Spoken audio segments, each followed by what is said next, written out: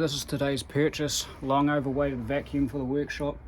It's a Karcher WD vacuum cleaner. It cost me 111 bucks, around 111 at Super Cheap Auto, down from about $148 something.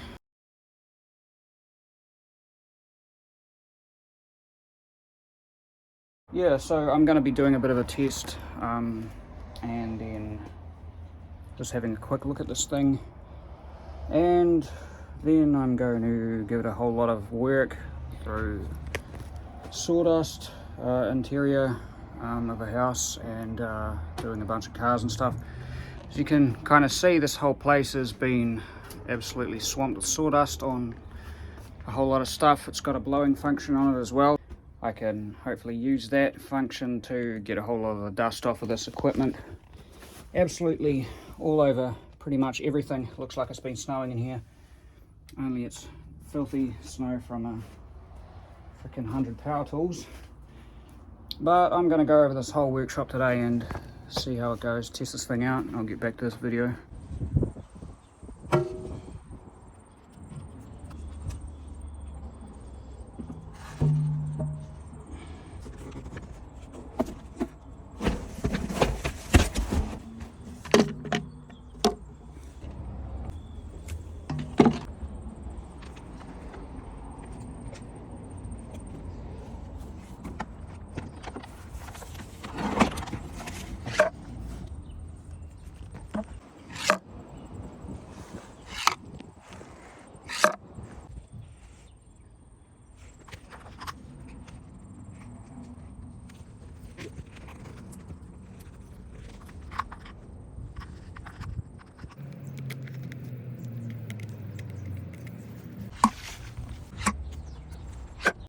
This vacuum has the ability to run in wet or dry conditions, dry being the obvious dust and hair and whatever the hell else you suck up through a fucking normal process, wet being spills, liquids, and just general wet surfaces.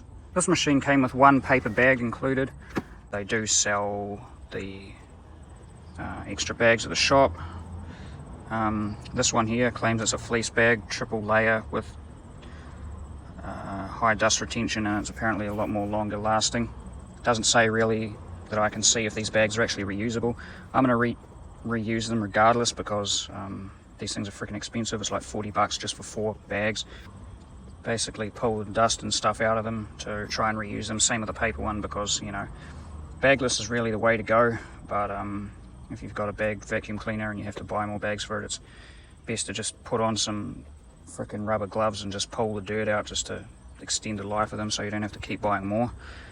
But you know, these ones should hopefully last a bit longer. It doesn't say that they're reusable, but maybe it just says that they are longer lasting, because it says in the manual that the paper ones can end up bursting if you've got too much contents in them, where these ones probably wouldn't do that even if they get full. It does recommend using a paper bag when sucking up particularly fine dust. Just about to put this thing together. It came with a filter already attached when it came out of the box. I don't quite know how to properly install the bag.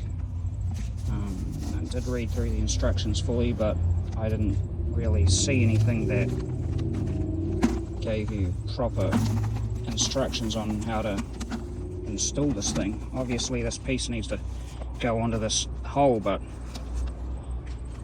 I don't really know how exactly.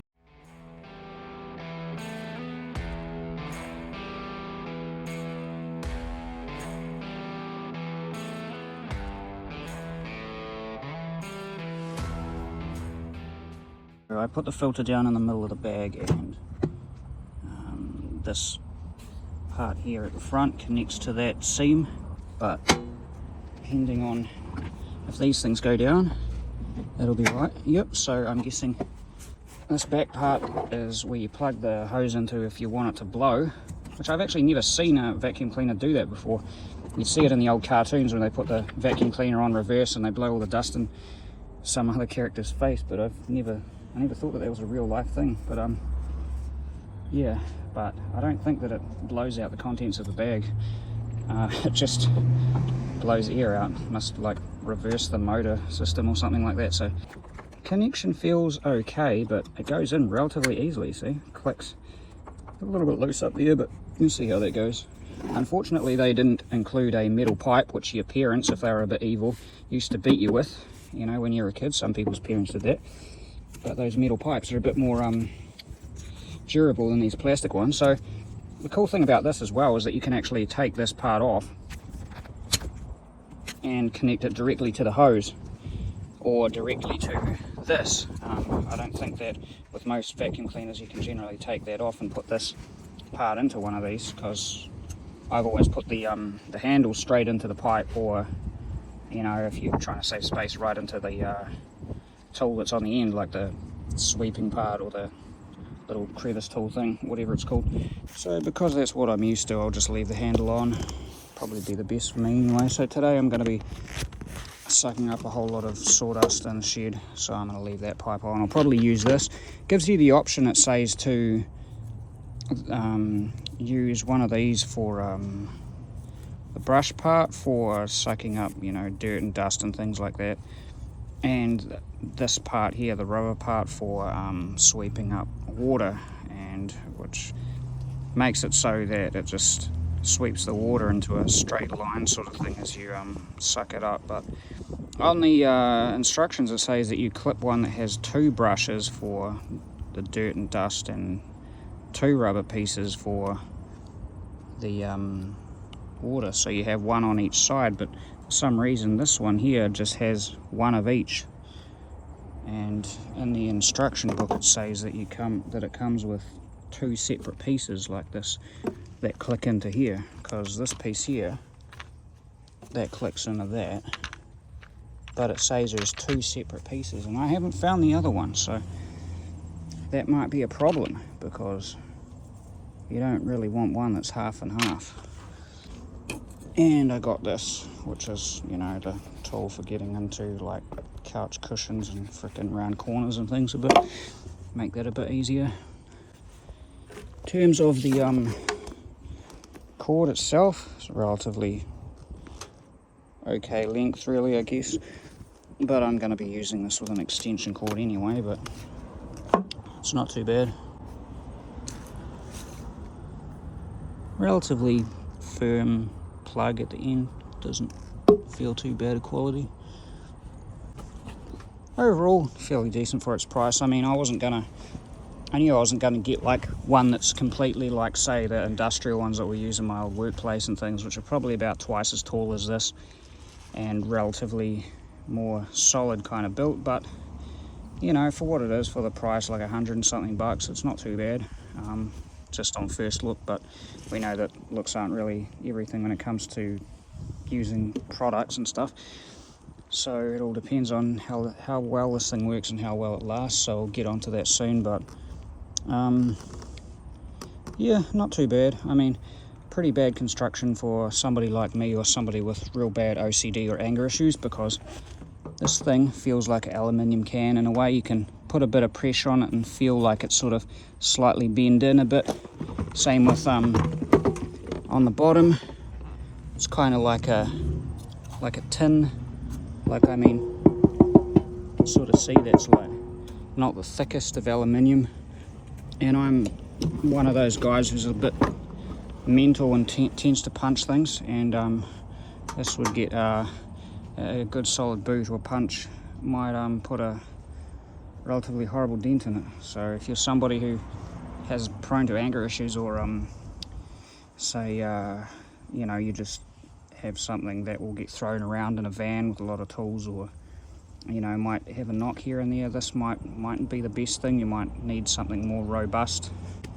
I mean, ideally you could buy one of the $400 ones, but you know, those also come with a disadvantage of being relatively big and bulky. Whether this is you know, smaller if you want to save on space in your van or in your shed or whatever. So you have to think about really what comes down to your own personal preferences. Button seems okay.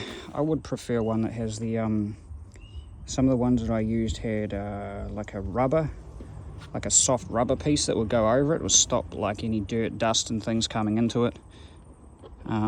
Yeah, that feels a little bit weak to a degree on those switches there, like not that you're probably going to be yanking at them, but it's just nice to have one of those two-way switches that goes like tilts, and it's got a rubber thing over it. I think those are really nice. I just find those switches to be really cool.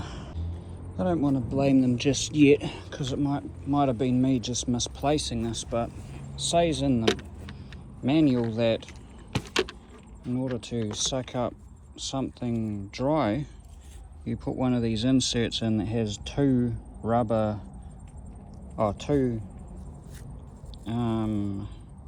brushed parts on it, and if you want to have one to suck up something wet, you put one with two rubber lip pieces in here, and so click in. Yep. So to remove them, you just flip this over and then push these two tabs like that, and it comes out. They have a bit of give in them. After you pull it up, so you push it in to lock that so that the lid stays on, but when you lift that up and it clicks, if you pull it further, you can really feel it sort of having a bit of give. If you were like fucking angry and you just rip that would probably break off, and then you would have to like stick some freaking hook ties underneath it and stretch them over the top. I forgot what those ties are called, but like those ones that has a hook in it, it's an elastic cord. You go from one side to the other to hold it on, because your handle would break. So if you're quite rough with it, I would imagine that would rough or have an anger problem, you would probably break that relatively easily. And yeah, I don't like the fact that dust can get into that, because it doesn't have that rubbery fucking thing that goes on top.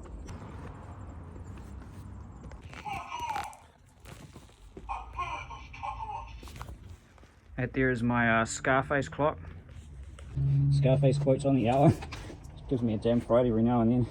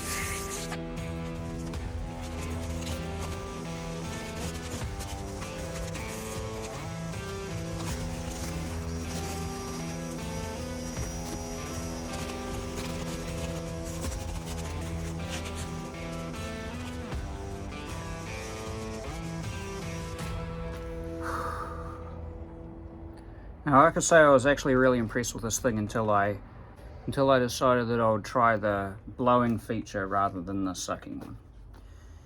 And that's where I've encountered quite a problem. See, this is the front of the vacuum where you plug the hose into, and the back of it is where you plug the hose into if you want it to blow instead of to suck up stuff. So when you've got the power running, the blowing feature is going all the time. Maybe not to the extent of which it was if it had the hose plugged into it, but you can feel coming out of air coming out of it all the time. Not that that's an issue, but anyway, so I went to plug the hose into the frickin' back of it, and you can see that there's not really much of a firm connection. So it can hold in like that, but the very slightest amount that you press downwards, it comes out. So it does have this button on it, which I'd assume was just designed so that when it clicks in, you press the button to release it. But it only takes a very tiny little bit of pressure in order to make this come out. And as well as that, which means that the fitting isn't exactly the best. And the worst part really is not that you have to, not that you can remove this with only a little wee bit of pressure. It's the fact that when you put any downward pressure on it at all, it comes out. So that means if you're pulling this along by the cord, and for some reason there's a bit of downward pressure, this comes straight out without even pressing the button. So that's what I mean, is that it only takes a little bit of that. It doesn't lock in. Unfortunately, unlike other vacuum cleaners, it doesn't push in and twist. It just clicks in. So that means that you can't turn it to lock it in place. The only thing holding it in place is that little tab there. Unfortunately, there's only one of them, not one on each side. This here, even though I think isn't the best ideal connection, it's still sufficient for what it is, because there is not really enough give in this wobbling around to put that tab out of alignment enough for this cord to come out. So if you pull on this connection and you go like jiggle it around a bit, it's not going to come out, even though it only requires the slightest tap really in order to go out. I'm used to vacuum cleaners having quite a lot of pressure you have to put on the hose in order to pull the thing out, or at least you have to push it in and twist it on some of them. But this, yeah, I'm a little annoyed that that's like that easy to fucking pull out. No joke.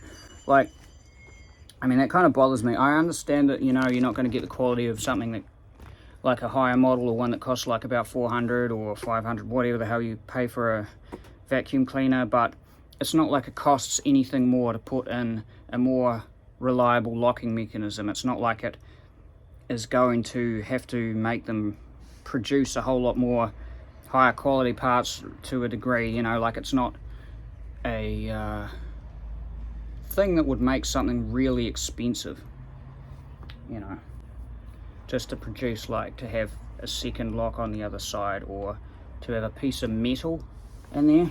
So instead of plastic, you would have a metal tab and then a metal ring that it locks into. That would be a lot more reliable with a spring, you know, that's not going to cost them much more in production. So only needs like a tiny little, like, maybe if I like pulled that up, like that's seriously all that's holding that on there.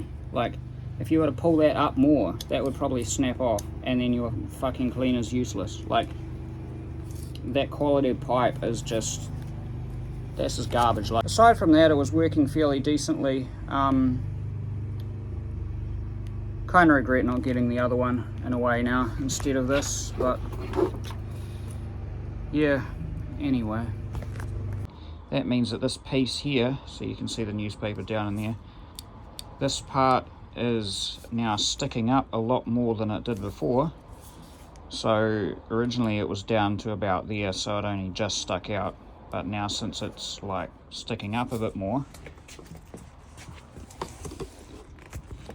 you have to push it down to stick it into the hole for it to click in. And now, because there's no gap underneath this button like part where you normally push it down to release it, because there's newspaper underneath there, I have to push down on here, which is further up, in order to release it. However, this does mean that even though that's harder to get out at the front, because this part is sticking up so much at the top, when I click this in at the back, I don't really want to go on about this too much, but it's a bit of a design flaw that's really bothered me. After this piece broke off, rather than ordering another one of these or taking this thing back, I decided, well, unfortunately, products aren't always the way we'd like them to be, but that doesn't mean that some flaws can't be fixed with a bit of DIY. So when this piece broke off, there's normally just a space underneath here where you can press this down in order to push this tab that locks in. This is the tab that locks the hose into the machine. Normally there's a gap underneath there, so you can press that down and it basically lowers this tab so you can pull it out. But I've put a folded up piece of newspaper that I rolled up and folded over to go into this space, so therefore it makes this tab stand up rather than just lie flat because it was broken off. So I put that underneath here, and then I use some insulation tape to tape it on. And this part was actually sitting higher than normal, so when you put it into the machine it's quite a bit higher, so you have to actually press that downwards to get it to go in.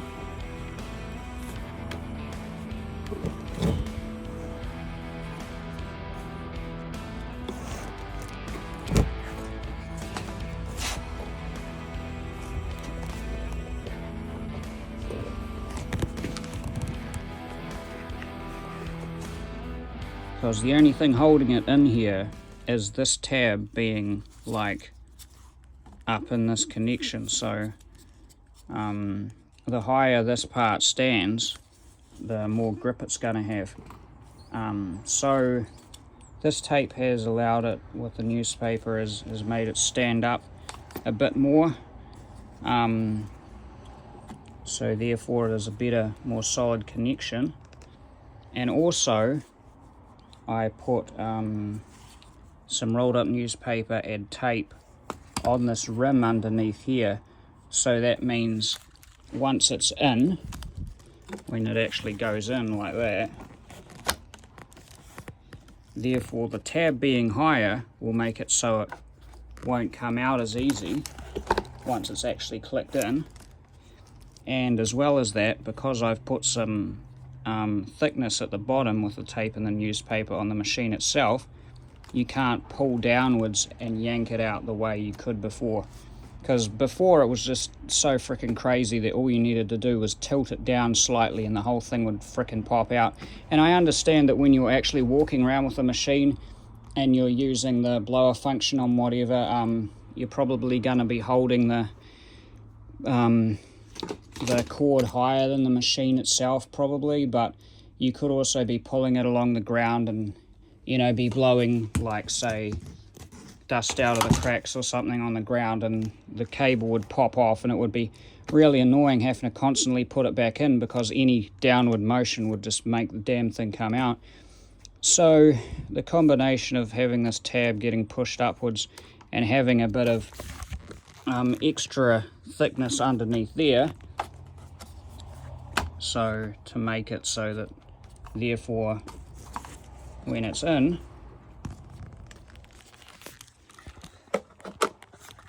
you can't push downwards and yank it out very easily because it will no longer tilt down properly.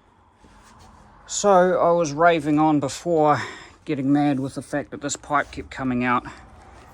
Now, unfortunately, not every product comes the way that we'd like it. Sometimes there's design flaws, sometimes there's manufacturing issues where an individual product has got a problem that a whole lot of the other ones generally don't have, like, say, just a isolated incident of bad manufacturing, a problem like that. You know, like when you look at some reviews, you can have, say, 80-90% of people have a tool that's working for like 1 to multiple years, and somebody can have it crap out after a few days or a few weeks.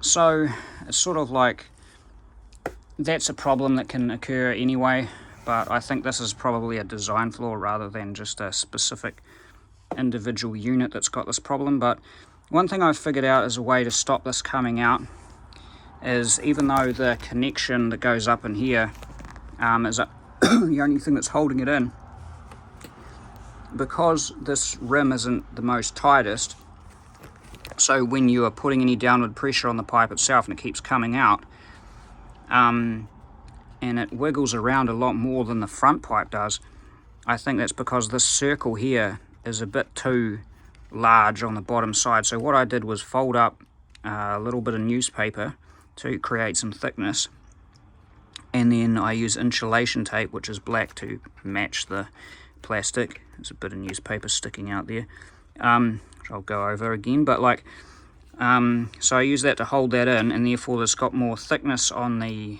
bottom end. So once the pipe is in, when you press down on it, it's no longer going to be constantly falling out when you're you know, moving it around. If there's any sort of downward pressure, it's not just going to come out, it's going to stay in there relatively decent. So when I click that in and I go like this, it's not going to come straight out like that, because you really have to put a lot more pressure down on it once it's actually clicked in. This piece, however, did break off because it's relatively crappy plastic, and this is the piece that unfortunately is the only piece that connects it into these holes, whether it be the front one or the back one. And rather than take this back to the shop to try and get another one, or you know, go ape shit on it, because I'm a little bit crazy when this sort of thing happens, I decided to do a bit of a DIY job on fixing it. So because this broke off, this tab itself sat a lot further down, and since it wasn't sticking up when I put it in the hole, there'd be nothing to grip it. So rather than trying to glue it back on, I folded up a bit of newspaper and put it inside this hole, like put it underneath this tab, and then I used the insulation tape to sellotape it on, which is a quick sort of fix. Basically, this tape is going to have to be reapplied every now and then, but it has made it so that it is now usable again, rather than to having to replace this thing. So this tab at the front, which is what grips inside here, is now sticking up a bit more than normal, because the newspaper is making it sit a bit higher. I also put folded up newspaper on this end as well, and some tape to make this tab here sit even higher up this end, because the higher it sits, the more of a chance of staying in it has with the connection. So therefore it's gonna, if it sticks up more, it's gonna have more of a chance at holding it in. So that's why it kept coming off at the back, is because whenever you press downwards, there's not enough tab like sticking upwards to lock it in. So yeah, having it sit a bit higher does help. But now I have to press that downwards as I push that in, and it doesn't click unfortunately anymore, and I like the click of it going in, but it is a lot more stiffer, but it's not going to come out. However, I do have to push further up to release the tab, because there's no gap underneath here because of the newspaper, so I'm going to have to press up there and yank it out. Like I said, this is going to need to be reapplied every now and then, because the only thing holding this tab inwards when you yank it out is just insulation tape. I could go over it with duct tape, but this is a cheaper method. So therefore this previously unusable vacuum cleaner is now usable again and is going to see more work. So the reason why I decided to fix this rather than take it back is because I think that besides this flaw with the actual pipe itself, mostly on the back. The front ones seem to be relatively decent, even though the fitting itself was pretty crap. Just because there's only one tab to hold it. This was the only major flaw, where the pipe connects to the machine itself. So from what I can see of reviews online and everything, there seems to be a lot of positivity with this machine. And from what I can tell, it seems to be relatively decent. I've seen quite a few reviews of people using it and things. So I'm going to look at getting another one eventually, just to see, you know, a bit of variety in what the other one was like that I was looking at. But in the meantime, I'm going to try and just repair this thing if it needs it again, and keep using it and see how it goes. Now, the thing about this connection here is that even though it's taped up and this part is broken off, it was still usable. But however, this piece itself, even if this piece was to break fully, I think you could make another one out of wood, because the plastic, I mean, does need to bend, but it only needs to bend in the way of being pushed down in one part. You could have it so it could, as long as you had something underneath there, you could probably make one of these parts, a replacement part like this tab, out of wood, and I'll have a look at that later. But in the meantime, I'll just use it like this. You can actually buy these replacement parts from the manufacturer as well, so that's something. But it's a pain in the ass that it has to go bung like that, you know, relatively early. They should have made a more solid connection, and I really think that, you know, after using this themselves, you know, for a while, like product testing, before they decided to mass manufacture this, they should have put, ideally, at least one more tab on the underside, making it lock in properly with no wiggle room to go around. Therefore, they would have eliminated the whole fact that the pipe keeps coming out at the back whenever this is pulled down.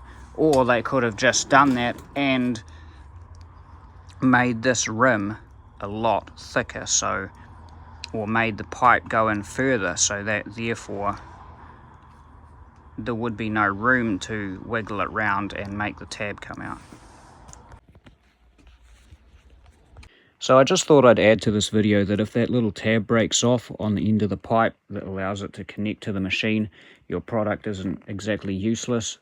You do have the option of buying another one, because Karcher apparently sells replacement pipes, and it's on the list of replacement parts that you can get for these machines or products.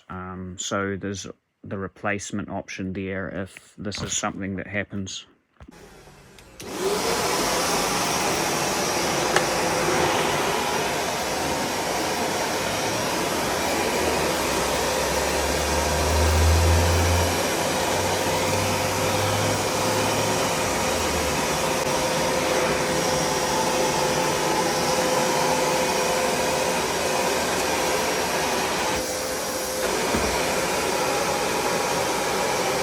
One thing I've just noticed though is that when this one sucks, this one still blows.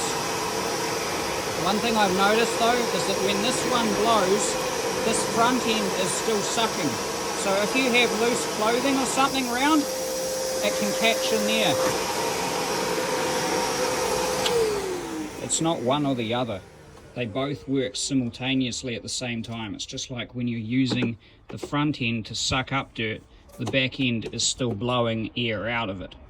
So when you use the blowing end, the front end is still actually sucking in. So just be wary of where you've got the front end, because it might end up sucking up something like, say, this cloth, this sheet here, and if it sucked on that, it could potentially pull all this shit down. So just got to be wary of your own clothing or things around it, because this hole is still working to suck air in when this one's blowing the air out.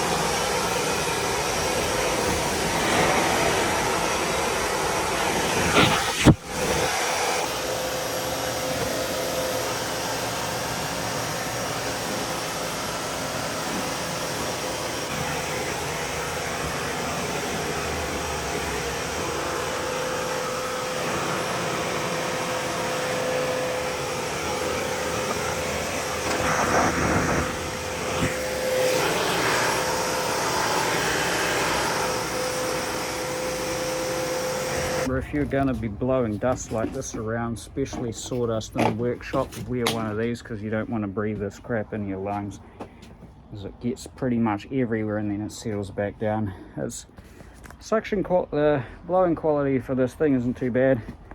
Now, as you can sort of see, it's taken quite a lot of dust off the shelf.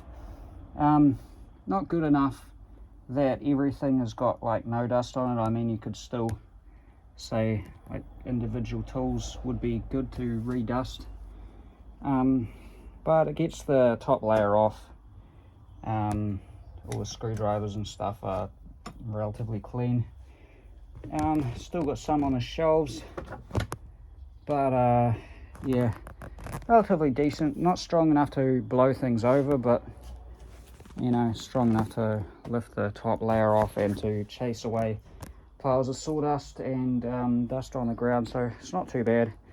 I mean, ideally, I suppose you could get a workshop blower as well, but thank it.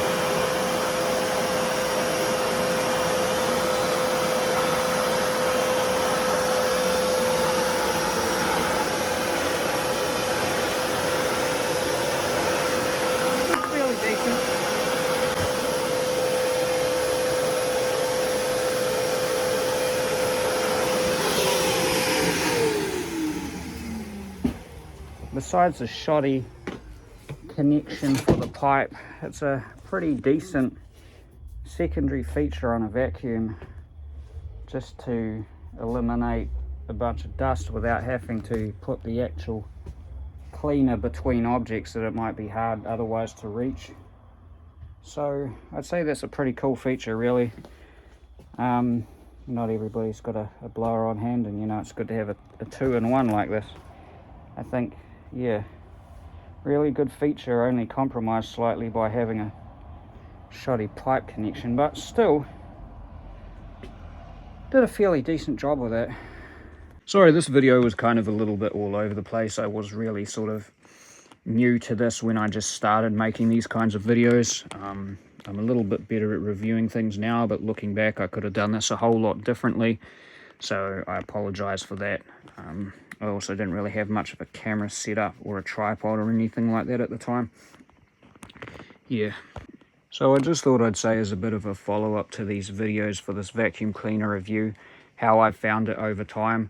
Well, I've used it a bit since then when I took these videos, and I haven't had any issues with it. I've used it in the house to clean up carpet and just various things around the house. I haven't really used it much for the wet feature, the liquid cleanup feature of it. Unfortunately, I really did want to include that in this video, but I haven't really done much of that yet, so I can't really rate it that well in terms of that. But yeah, as a vacuum cleaner, it's fairly decent. I haven't really had any issues. The blower feature is decent, but it's not quite as powerful as my Milwaukee blower. And yeah, the only real issue that I found with this vacuum cleaner was the crappy connection on the pipe. Just that little tab that was, that's the only thing holding it in there. And the back hole that you put the cord in for the pipe in for the blower, the hole is too large, so it can come out easily. So maybe it's just this particular product, this particular one, and not the other ones. But you know, maybe I just got a bad product. But I'd say that's a bit of a design flaw, but you can work around that by just padding that hole out a bit. So yeah, I'd still recommend this. The build for this isn't really that solid. Like, the material is obviously quite light. It's the same with the Karcher water blaster, at least the cheaper ones. The plastic kind of bends a bit. The connections on it, the metal parts on it are quite thin. But, you know, as long as you're not really rough with it, it should be fine. Like I was saying earlier, you can pad out that little tab by stuffing something underneath it to keep it so it's pressing like upwards more to hold it in there, and pad out the areas around the holes and stuff just for a better connection. But Yeah, like I said, if the pipe does break, you can buy other ones, but overall, for what it is, I think it's a pretty decent vacuum cleaner at a decent price, but it just has that connection issue with that, and the overall build isn't really that solid.